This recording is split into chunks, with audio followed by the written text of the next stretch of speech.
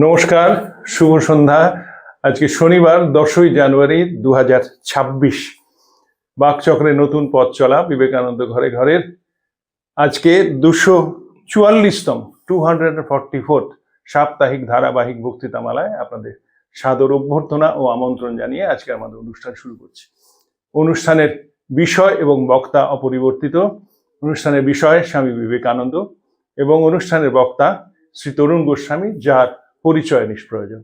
সুতরাং আসুন আজকেও আমাদের এই নতুন বছরে অযথা আমার প্রাককথনে সময় নষ্ট না করে আমরা তরুণবাবু কথা শোনা শুরু করি আমাদের সেই পরিচিত প্রার্থনা সঙ্গীত শুনে।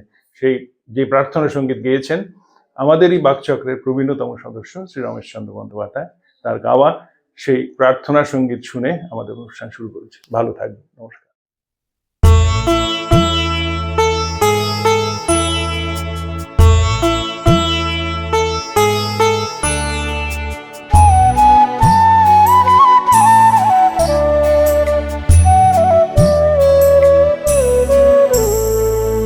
তোমারে করিয়াছি জীবনের রূপতারা, এ সমুদ্রে আরো কবু হব না গো পথহারা। তোমারে করিয়াছি জীবনের রূপতারা।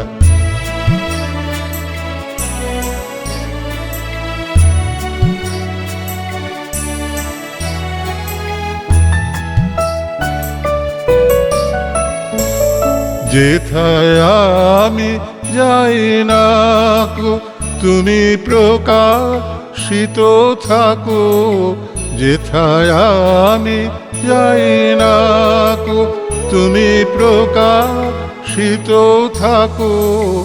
অকুল নয়ন জলে ঢালো গো কিরণ ধারা। তোমারে করিয়াছি জীবনের ধ্রুবতারা।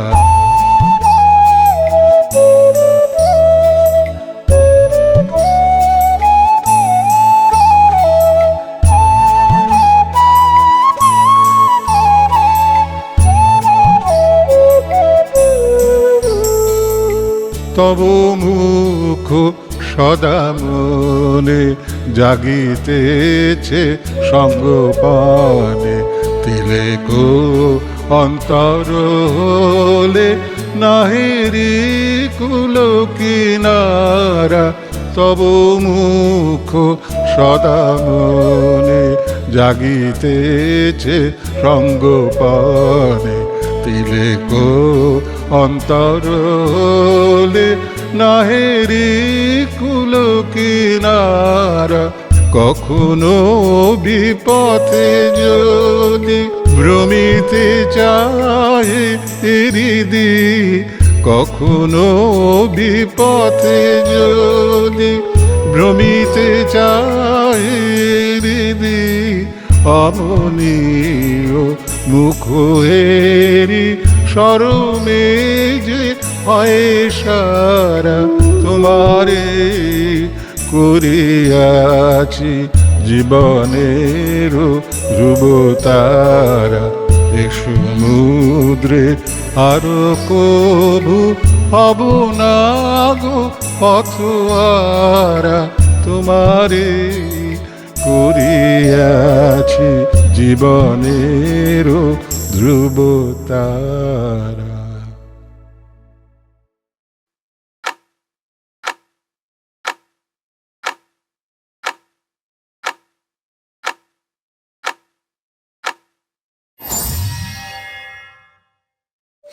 সুধীবৃন্দ, আজকে যে আমরা চিঠিটা পড়ছি সেটি স্বামীজি একজন আমেরিকান বন্ধুকে লিখেছিলেন, আলমেডা, ক্যালিফোর্নিয়া, 12ই এপ্রিল 1900। আবার একটু বলে রাখি যে স্বামীজি তো সব মাঝে মাঝে চিঠিতে কোনো তারিখই দিতেন না। আমাদের অনেকে প্রশ্ন করে কেন আমি তারিখ বলি না, চিঠির সংখ্যাটা বলি না, ইত্যাদি ইত্যাদি। এটিও ইংরেজি চিঠি বাংলায় অনুবাদ করা হয়েছে। স্বামীজি লিখছেন, মা আবার প্রসন্ন হচ্ছেন, অবস্থা অনুকূল হয়ে আসছে, তা হতেই হবে। এই যে অবস্থা অনুকূল হয়ে আসছে, কিসের অবস্থা সেটা আমরা চিঠি পড়ে জানতে পারি না। এর আগের চিঠিটা আমি পড়লাম না, সেই চিঠিটায় অভেদানন্দ স্বামীজিকে লিখেছিলেন যে জোসেফিন ম্যাকলাউড এবং অলি সারাবুল তার পিছনে সমালোচনা করছেন কি না, তিনি নিউ ইয়র্ক ছেড়ে চলে আসতে চান। তো স্বামীজি বলেছিলেন যে এসব দরকার নেই, ধৈর্য ধরো, এবং ওরা তোমার সম্বন্ধে ভালো কথাই বলে, খারাপ কিছু বলে না। ওই আবার বলি যে ভগবান বানানোর দৃষ্টি দিয়ে দেখবেন না, মানুষের দৃষ্টি দিয়ে মানুষকে দেখুন, এবং সব সময় মনে রাখবেন মানুষই সেই ভগবান যখন তার নিজের সীমাবদ্ধতার উপরে সে উঠে যায়। এবং ভগবানকে যদি আপনি ভগবান হিসেবেই পুজো করেন, রামকে পুজো করা হয় কেন?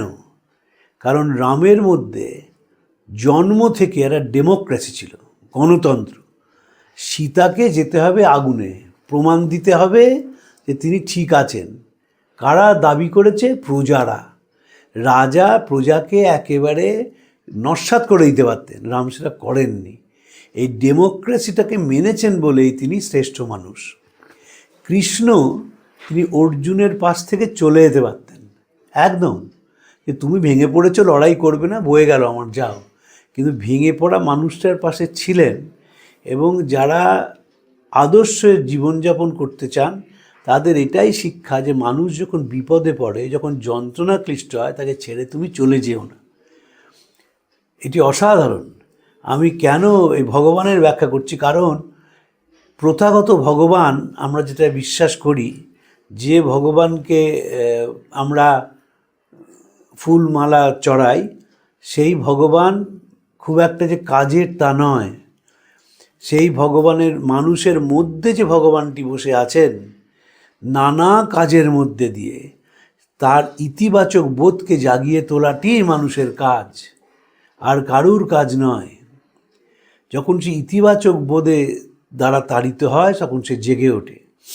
এই যে মা, আবার প্রসন্ন হচ্ছেন, এই মা মানে বিশ্বচর্চা। স্বামীজি মনে রাখবেন বেদান্তে বিশ্বাস করতেন, তো বেদান্ত অনন্তে বিশ্বাস করে, ইনফিনিটি। এবং ইনফিনিটিতে কেমনভাবে বিশ্বাস করে তার দুজনের কথা আমি বলি আপনাকে। শ্রীরামকৃষ্ণর শরীর চলে গেল গভীর রাত্রিরে। স্বামী যোগানন্দজি পরের দিন গিয়ে মাকে বললেন, মাকে দুঃসংবাদটি দিলেন কাশীপুরে।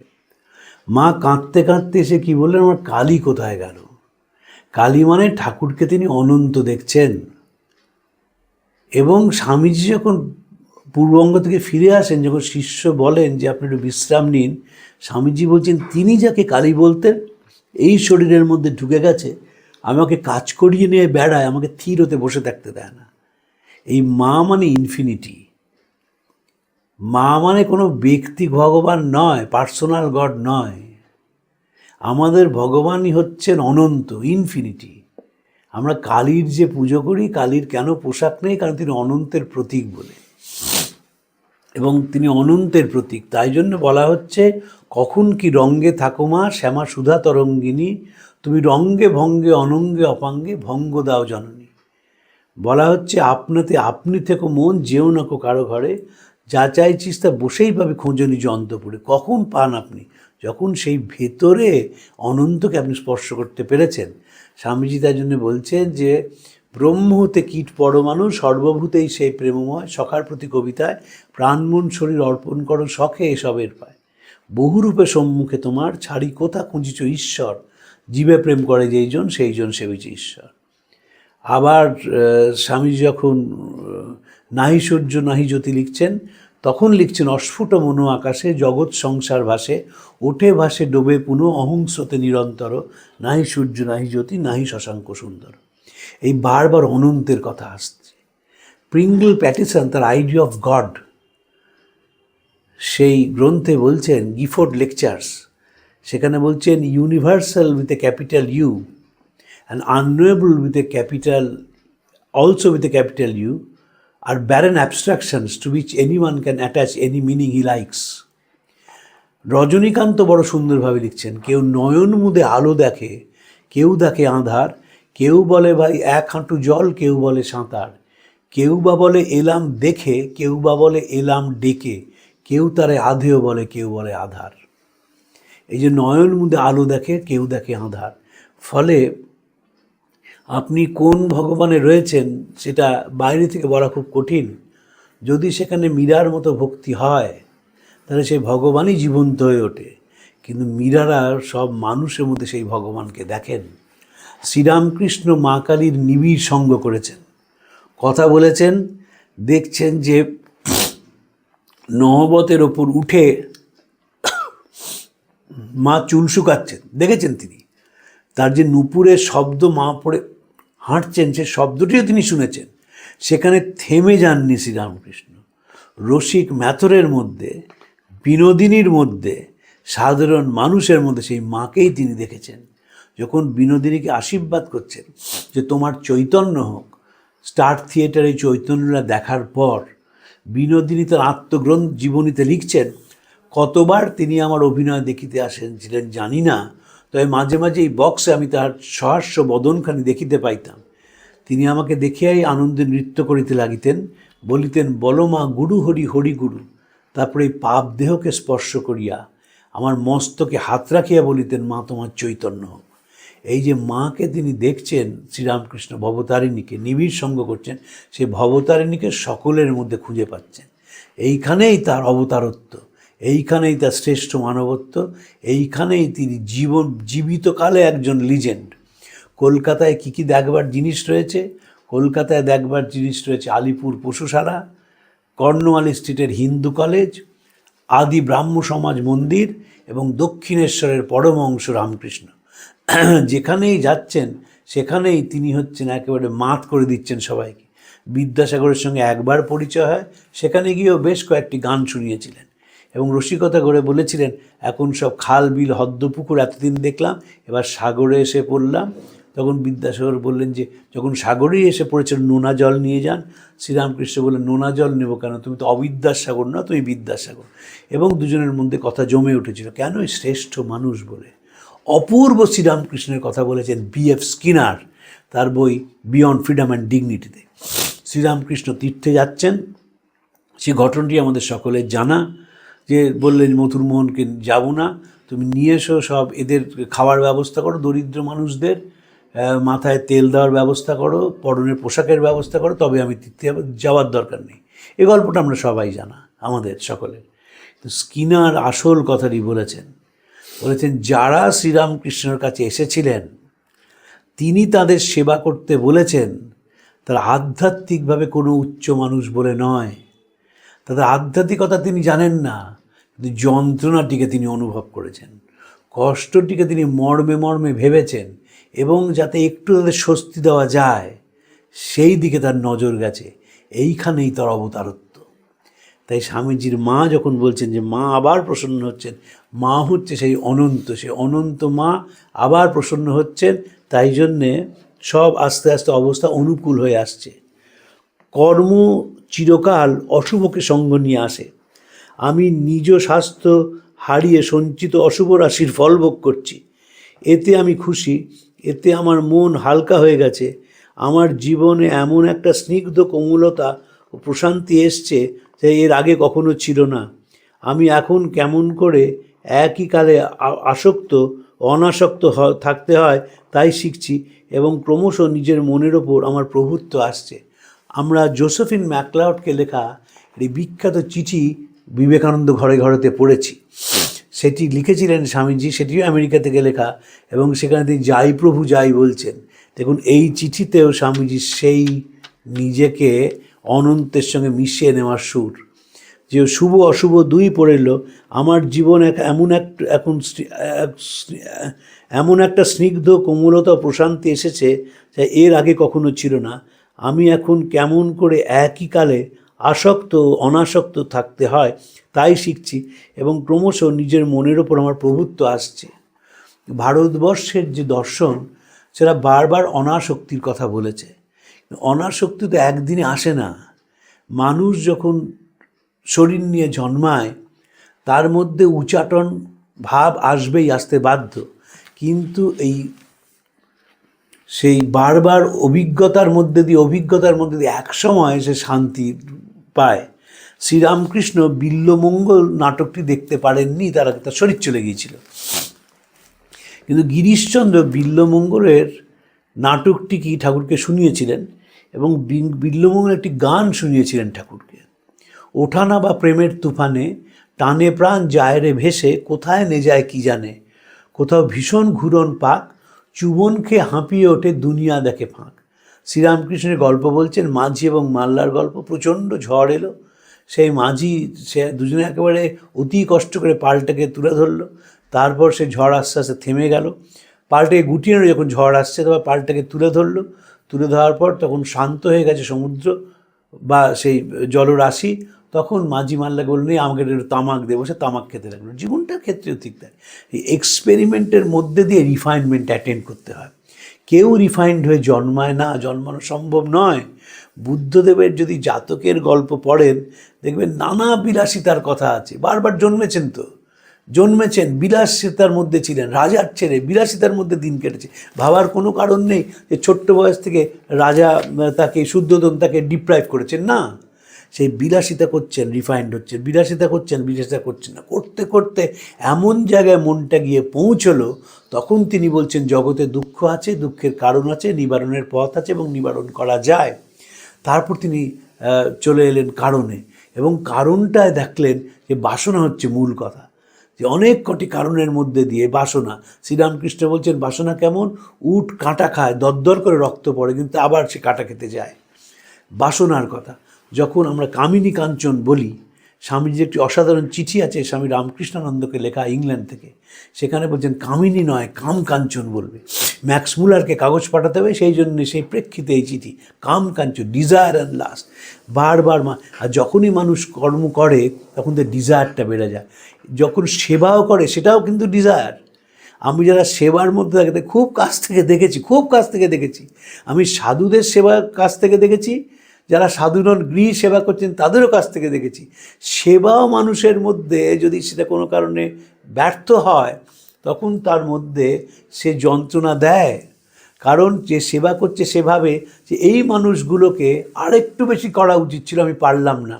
স্বামীজির নিজের চিঠি আছে, আমরা সেই চিঠিও পড়েছি ঘরে ঘরেতে, যে স্বামীজি বলছেন সেই চিঠিতে যে সবই ঠিক আছে, কিন্তু এত করার পরেও যদি যখন দেখি যে মানুষ সমালোচনা করছে তখন একটু মনটা পিছিয়ে যায়।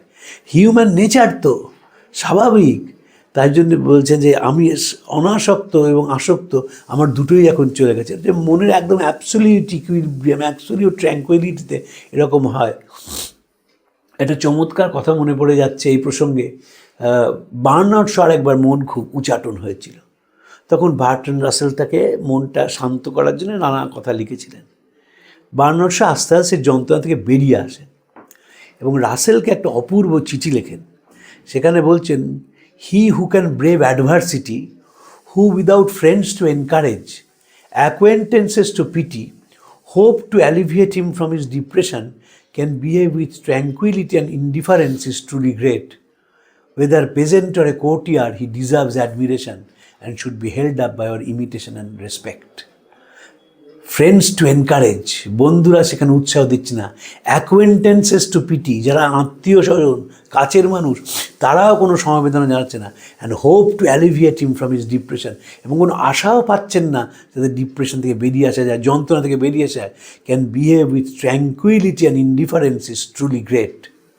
তখনও যে তার স্থিতাবস্থার মধ্যে রয়েছেন মন, সেইটা তিনি হচ্ছেন যথার্থ মানুষ, এবং সেই মানুষকেই আমাদের অনুসরণ করা উচিত। Whether peasant or a courtier, he deserves admiration and should be held up by our imitation and respect. স্বামীজির তখন সেই অবস্থা মনের, একেবারে বুঝতে পারছেন যে খেলা শেষ হয়ে আসছে। যত বুঝতে পারছেন তত মনটা শান্ত হয়ে যাচ্ছে, যত বুঝতে পারছেন কর্মের সেই স্পৃহা, কর্ম করলেই স্পৃহা হয়। আপনি আজকে একটা কাজ করলেন, নয়তো যদি তাই না হয়, স্বামীজি দুর্ভিক্ষে টাকা জোগাড় না করতে পারে মঠ বিক্রি করতে চাইবেন কেন? তার মনে হয়েছে যে এই টাকাটা এখনই পৌঁছানো দরকার না। আমরা তো সন্ন্যাসী, গাছতলাতে ছিলাম, গাছতলাতেই থাকবো। বড়নগর মঠ দিয়ে শুরু করেছিলাম তো দারিদ্র নৃত্যের সঙ্গে, আবার সেখানেই ফিরে যাব। কেন করছেন? ওই ভেতর থেকে একটা হয় ওঠান আমার প্রাণের প্রেমের তুফানে, টানে প্রাণ যায় রে ভেসে, কোথায় আনে যায় কি জানে। মায়ের কাজ মাই করছেন, সেজন্য এখন আমি বেশি মাথা ঘামাই না। আমার মতো পতঙ্গ প্রতি মুহূর্তে হাজার হাজার মরছে, কিন্তু মায়ের কাজ সমভাবেই চলছে। জয় মা, মায়ের ইচ্ছাস্রোতে গা ভাসিয়ে একলা আজীবন চলে এসেছি। যখনই এর ব্যতিক্রম করেছি তখনই আঘাত পেয়েছি, মায়ের ইচ্ছা পূর্ণ হোক। এই মাটি কিন্তু অনন্ত, বিশ্ব চরাচর। যে ব্যাকগ্রাউন্ডে আমরা কাজটা করি, বিশ্ব চরাচরের প্রেক্ষিতে ব্যক্তি মানুষ কাজ করে যায়। একটি অসাধারণ বই আছে, বইটির নাম ওয়ান ডাইমেনশনাল ম্যান, হারবার্ট মার্কুইজের লেখা।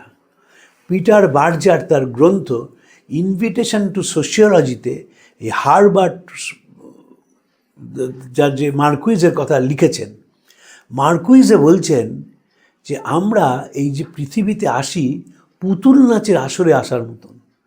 কে আমাদের দড়ি ধরে টানে এবং আমরা নাচতেই থাকি।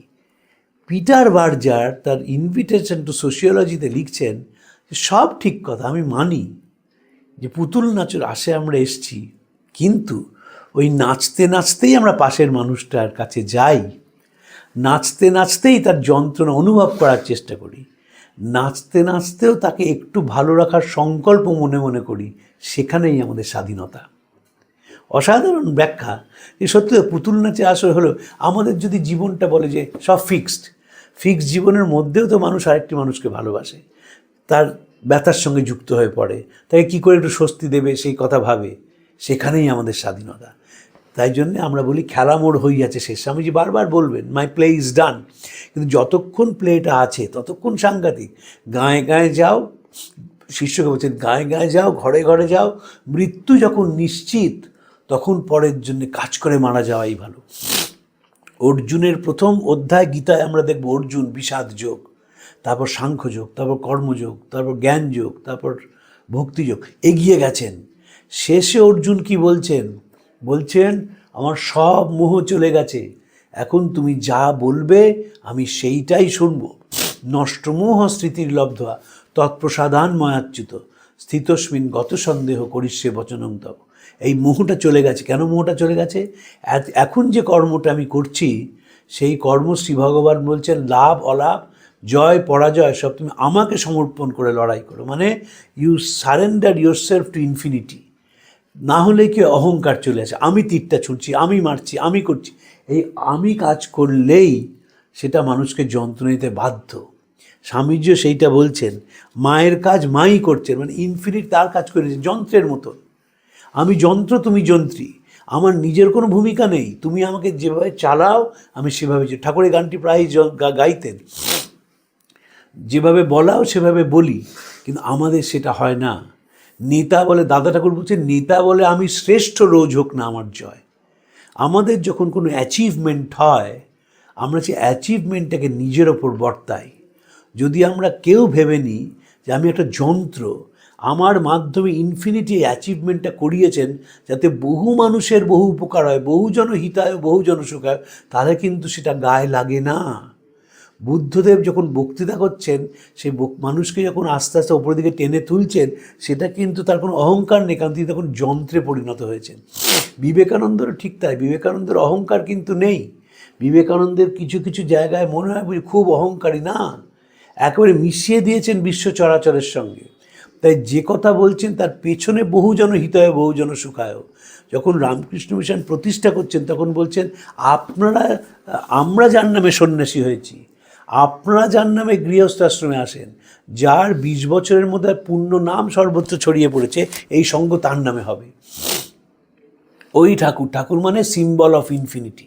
ঠাকুর শ্রীরাম স্বামীজির কাছে কোনো ব্যক্তি নন, তিনি অনন্তের প্রতীক। তিনি একটা আদর্শ, তিনি একটা দর্শন, তিনি একটা বোধ, তিনি একটা চিন্তা। যেমন বৌদ্ধ দর্শন কোনো ধর্ম নয়, ওটা জীবনবোধ। শ্রীরামকৃষ্ণ স্বামীজির কাছে জীবনবোধ। প্রত্যেক মুহূর্তে নিজেকে সূক্ষ্ম থেকে সূক্ষ্মতর করার সংকল্প। প্রত্যেকটি কাজের মধ্যে দিয়ে আমি যেন সূক্ষ্ম থেকে সূক্ষ্মতর হয়ে যাই। তাই স্বামীজি বলতে পেরেছিলেন, man never progresses from error to truth, from truth to truth, from lesser truth to higher truth. কখন আপনি বলতে পারেন? যখন আপনি সারেন্ডার করে দিয়েছেন অনন্তের কাছে। তাই বলছে lesser truth to higher truth. আজকে যেটাকে আমরা ছোট সত্য বলে জানি, সেটা আসলে বড় সত্যরই একটা বিরাট অংশ। কিন্তু সাধারণ মানুষ যখন কাজ করে, কাজের তো একটা, তাই জন্য কর্মের অশুভ ফলটা কি? কর্ম মানুষের মধ্যে একটা অহংকার উস্কে দেয়। আর অহংকার ও বিমূঢ় আত্মা কর্তাহমিতি মন্যতে। যেই আপনি কর্তা ভাবলেন এবং যেই সেইটা হলো না, সঙ্গে সঙ্গে নিজের ওপর দোষ বর্তাতে শুরু করে। সাইকোলজিতে একটা বিরাট অংশ আছে, পৃথিবীতে বহু মানুষ আছেন যারা নিজেদের সব কিছুর জন্য দোষী ঠাওরান, যে আমি দোষটা করেছি। আপনি সংসারেও আছেন যে সংসার এটা হলো কেন, আমি ঠিক মতন করতে পারলাম না। আমি নয়, সংসার নিজের মতো করেই সেটা করেছে, আমি শুধু শুধু আমার ওপর দোষটা নিচ্ছি। অনেকে আছে, এটা খুব সাইকোলজির খুব বড়, এবং যাদের এইটা হয় তারা খুব তাড়াতাড়ি ডিপ্রেশনে চলে যায় একটা ফলস নোশন থেকে। স্বামীজি এরপরে স্বামীজি বলছেন, আমি সুখে আছি, নিজের মনের সব দ্বন্দ্ব কাটিয়ে শান্তিতে আছি। আমার অন্তরের বৈরাগ্য আজ আগের চেয়ে অধিক সমুজ্জ্বল। আত্মীয় স্বজনের প্রতি ভালোবাসা দিন দিন কমে যাচ্ছে, আর মায়ের প্রতি আকর্ষণ ক্রমশ বেড়ে যাচ্ছে। দক্ষিণেশ্বরের বটবৃক্ষমূলে শ্রীরামকৃষ্ণদের সঙ্গে সেই যে আমার দীর্ঘ রাত্রি জেগে কাটাতাম, তাঁরই স্মৃতি আবার মনে জাগছে। আর কর্ম আবার কি, আর কার কর্ম, আর কার জন্যই বা কর্ম করব? এই ঠাকুরের কথা মনে হচ্ছে বারবার, সেই দক্ষিণেশ্বরের কথা। এই যে দক্ষিণেশ্বরে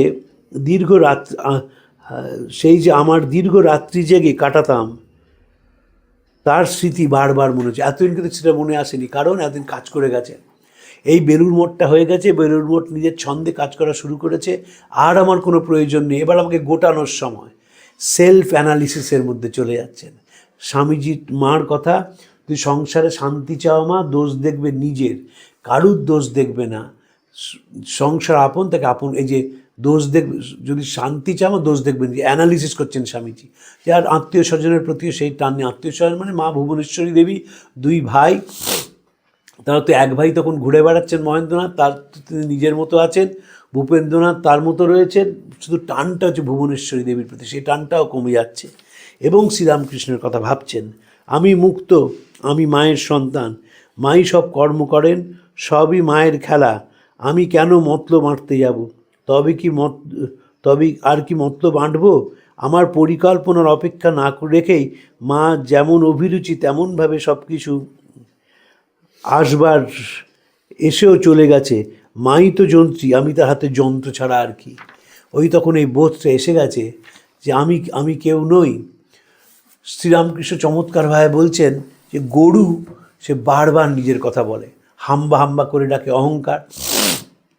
তারপর মারা গেলে তার জুতো দিয়ে, তার চামড়া দিয়ে জুতো তৈরি হয়, ওষুধ তৈরি হয়, তখনও সে আমি আমার মধ্যে থাকে, শিং দিয়ে খেলনা তৈরি হয়। তারপর যে ধুনুরি, সে তার যখন সে তুলোকে ভাঙতে শুরু করে তখন সে বলে তুহু তুহু, পৃথিবীর সব মঙ্গলের মূলমন্ত্র আমি নয় তুমি। উপনিষদ যে দুঃখকে জয় করার কথা বলেছে, মৃত্যুকে জয় করার কথা বলেছে, সেটাই তোমার জন্য সব মঙ্গলের মূলমন্ত্র তুমি, আমি নই। এই বোধটা যখন আসে, তখন মানুষের অ্যাটাচমেন্টগুলো আস্তে আস্তে সে তখন কী হয়, দ্রষ্টা বা সাক্ষীর মতো ডুবে যেতে আমার বিন্দুমাত্র দিতে নেই। এই বেদান্তে চমৎকার কথা বলা আছে যে তোমার সামনে দৃশ্যমান জগৎ তুমি দেখছো, কিন্তু জগতে তুমি ইনভলভ হচ্ছ না। এই দৃশ্য দেখেই তুমি চলে আসো। খুব বলা সোজা, খুব করা কঠিন।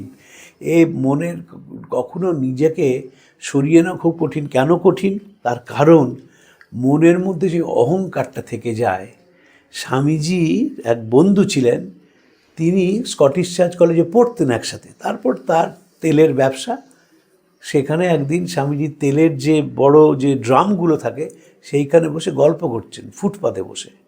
আর সবাই বলছে দেখেছি এই লোকটাই বিবেকানন্দ। সবাই যা দু চারজন, তখন তো সোশ্যাল মিডিয়ার যুগ নয়, তাহলে ইউটিউবাররা জুটে যেত, বাউন্সার জুটে যেত ইত্যাদি। তখন ইউটিউবাররা জুটে যেত, স্বামীজির ছবি তুলত। তখন স্বামীজিকে সেই লোকটি বলছে আপনি এরম করেছেন সেরকম করে। স্বামীজি বললেন শোন, তোর ব্যাপারটি কী বলতো, তুই এত চেন লাগাচ্ছিস কেন? এই যে কাজটা যখন প্রতিষ্ঠিত হয়ে গেছেন, তখন আর সেদিকে তার টান নেই।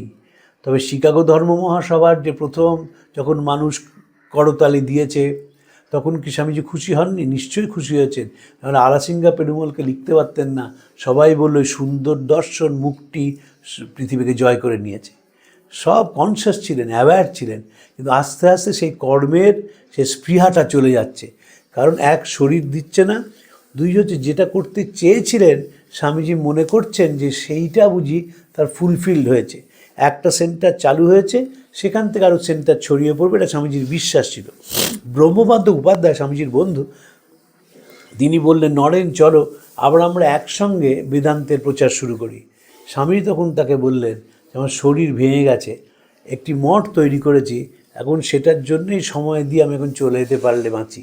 স্বামীজির শরীর চলে যাওয়ার পর ব্রহ্মবান্ধব যখন খবর পেলেন, তখন বলছেন যে ব্যথা কখনো শরীরই হয়, যদি ব্যথা কখনো শরীরই হয় তবে বিবেকানন্দ শরীর ধারণ করবে। স্বামীজি বারবার বলছেন, মাই প্লে ইজ ডান। শঙ্করী প্রসাদ বা বসু তার সহাস্য বিবেকানন্দ শেষ করছেন এই বলে যে স্বামীজি ধেই ধেই করে ঘরের মধ্যে নাচছেন, মা কাউকে নিরানন্দে থাকতে দেবেন না, প্রাণী পাথর কীট পতঙ্গ সব আনন্দে ভরে যাবে। I was Jesus, I was Judas, both my play my fun, now I am going to be truly Vivekananda. যখন মানুষের এই বোধটা হয়, যখন সে সত্যিই বোঝে সূচি অসুচির লয় দিব্য করে কবে শুবি, যবে 203 পীড়িত হবে তবে শ্যামা মারে পাবি, যখন সে বলতে শুরু করে যশ অপযশ সুরস কুরস সকল রসমা তোমারই, এত রসে থেকে রসভঙ্গ কেন রসেশ্বরী, তখন সে বাস্তবিক সকলের মধ্যে মাকে দেখে, তখনই সে মায়ের সন্তান হয়ে ওঠে এবং বোঝে মাই তার নিজের খেলা খেলাচ্ছেন, আমি যন্ত্র এবং তিনি যন্ত্রী। আজকে এই অবধি বলেই শেষ করলাম, পরে আরেকটি চিঠি নিয়ে একদিন আলোচনা করব। প্রাণারাম প্রাণারাম প্রাণারাম প্রাণারাম প্রাণারাম প্রাণারাম, কি যেন লুকানো নামে তাই মিষ্ট এত তব নাম। প্রাণারাম প্রাণারাম প্রাণারাম প্রাণারাম প্রাণারাম।